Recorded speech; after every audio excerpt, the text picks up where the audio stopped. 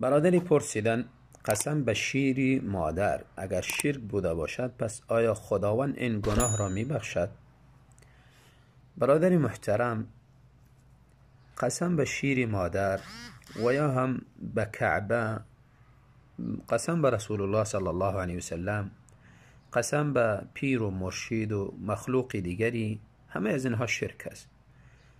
انسان فقط به نام الله تعالی قسم یاد میکند. رسول الله صلی الله علیه وسلم میفرمایند من کان حالفا فلا یحلف الا بالله.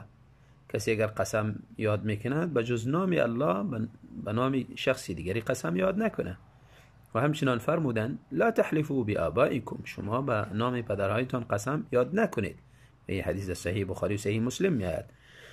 و همچنان رسول الله صلی الله علیه وسلم فرمودن من حلف بغیر الله فقد اشرک، کسی که به نام غیر الله قسم یاد کرد در حقیقت به الله تعالی شرک آورده. البته نوع قسم به غیر الله فرق میکنه.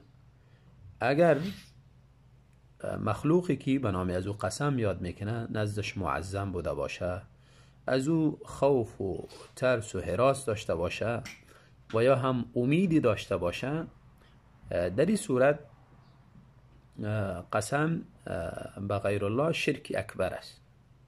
شرک اکبر از خصوصیاتش است که انسان از ملت اسلام بیرون میکنه، همه اعمال انسان برباد میسازه.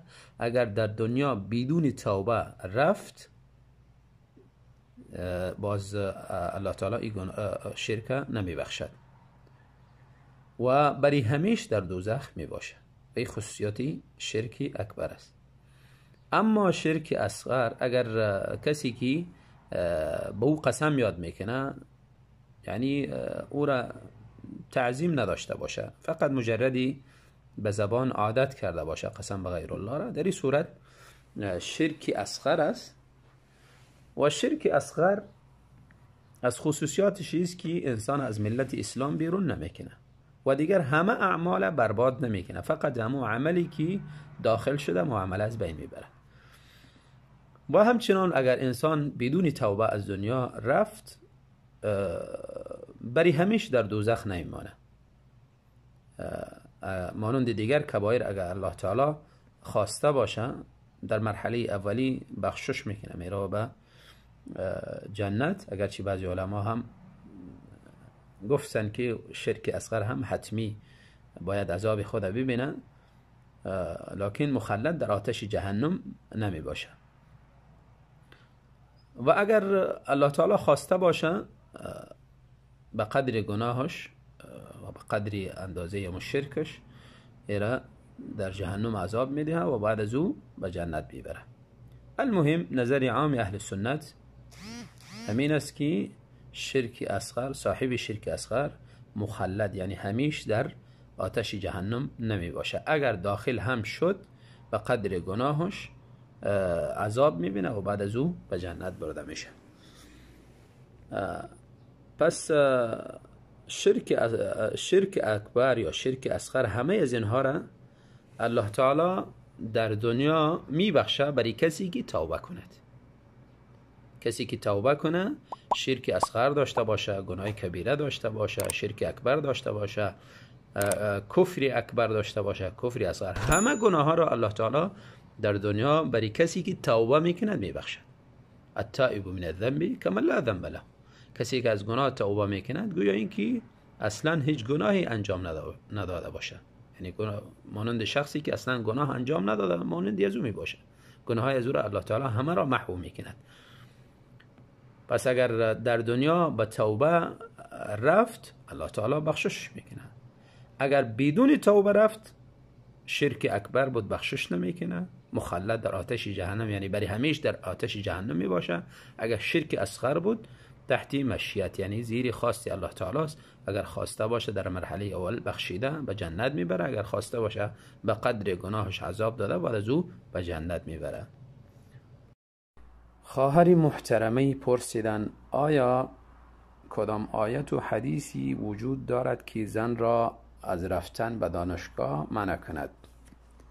سؤال عجیبی است، نمیدانم خواهر چی مقصدی دارن. المهم خواهر محترمه، دانستن مسائل ضروری دین بالای مرد و زن فرض است. از قبیل شناخت الله، شناخت رسول الله صلی الله علیه وسلم، دانستن مسائل نماز، روزه، زکات، حج و همچنان مسائل حلال و حرام و غیره واجبات دیگری که زن و مرد باید او را انجام بدهند به طور اجمالی و به طوری که لازم است برشان. تفاصیل نزد علما می باشد و راه های یاد گرفتن مسائل الحمدلله زیاد است.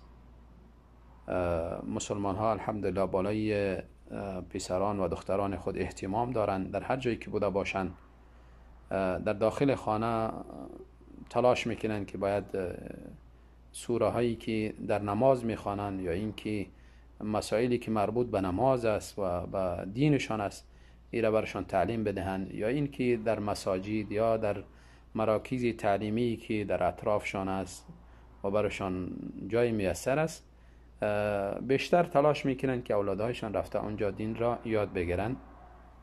و الحمدلله مسجد هم یکی از مراکز مهمی تعلیمی برای مسلمان ها از قدیم و تا فعلا الحمدلله می باشه که در زمان رسول الله صلی الله علیه وسلم زنها حضور پیدا میکردند در نمازهای جماعت و همچنان نمازهای جمعه. و الحمدلله در وقت ما اگر زنها در بعضی جاها برشان میسر نیست، فعلا این بلندگوها میسر است که در اکثر مساجد آوازها بلند میشه و علما مسائل دین برای مردم از طریق بلندگوها میرسانند. مردم در اطراف در خانه ها میشنوند دین را.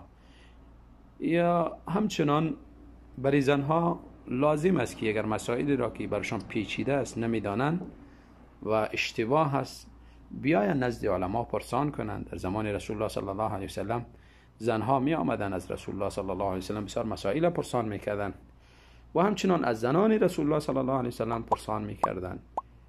آنچه که برشان آسان است باید در تعلیم دین هیچ نوع تکاسل و سستی نداشته باشند، باید این مسائل به طور درست بدانند. باقی زن جایی که برش عزت است، شرافت است و مسئولیت است داخل خانهش است. الله تعالی در قرآن کریم میفرماید وقرن فی بیوتکن ولا تبرجن تبرج الجاهلیة الاولی. این خطاب برای پاکترین زنهای دنیا که زنهای رسول الله صلی الله علیه وسلم بود میکند که وقرن فی بیوتکن، شما داخل خانه ها برقرار بوده باشید و مانند مردمان جاهلیت از خانه بیرون و از خانه لچ و برهنه بیرون نشوید. آنچه که خواهر پرسید فعلا چی ممانعت است که در دانشگاه ها بروند، یکی از ممانعت بزرگ است که امی دانشگاه ها در این وقت ما در این عصر ما بیشتر به خصوص طبقه اوناست که حاضر میشن لچ و برهنه اکثر میروند، به خصوص کشورهای اسلامی نبوده باشه، کشورهای غربی یا کاملا لچ هستن یا اینکه نیمه لچ هستن. لا اقل اگر لچ هم نباشن اما حجاب شرعی که رو مهم است او را هم غالبا حجاب نمیکنن. و مشکل دیگر است که زنها باید با مردها در یک جا اختلاط نداشته باشند، به خصوص همیش در یک اداره، در یک صنف، در یک مراکز تعلیمی. و مشکلی مراکز تعلیمی همیست که زنها یک جا رفته با مردها یک جا تعلیم یاد میگیرن و با اونها خلط میشوند، با هم حرفی دارن، پرسشی دارن، گاهی مذاق دارن با هم. فتنه های زیادی است که داخل صنفه ها و داخل دانشگاه ها و هیچ کسی ایره انکار هم کرده نمیتونه. پس این آبرو عزتی یک مسلمان یا خواهر مسلمان نیست که خانه که جای امن است خانه را گذاشته در دانشگاه ها در چنین حالتی رفته اونجا تعلیم یا دین یاد بگیره یا اینکه مسائلی غیر دین یاد بگیره. البته مسائل دین اگر برش میسر بود دانشگاهی بدون اختلاط و همچنان مسائل غیر دین، حتی زنات برشان ممنوع نیست که تعلیم غیر دینی حاصل نکنه. اگر میسر بود بدون اختلاط کدام اشکالی نداره، اما اگر اختلاط بود حتی دین هم نباید حاصل کنه در چنین دانشگاه ها. و آیتی قرآن کریم صریح هست که زنها در خانه خود برقرار باشند. اگر خانه امن بود، جای مرکزی تعلیمی بدون اختلاط بود، اشکال نداره برون دینشان را یاد بگیرن و مسائل غیر دین را یاد بگیرن. اگر اشکال بود باز خانه خودم ترک نکنن.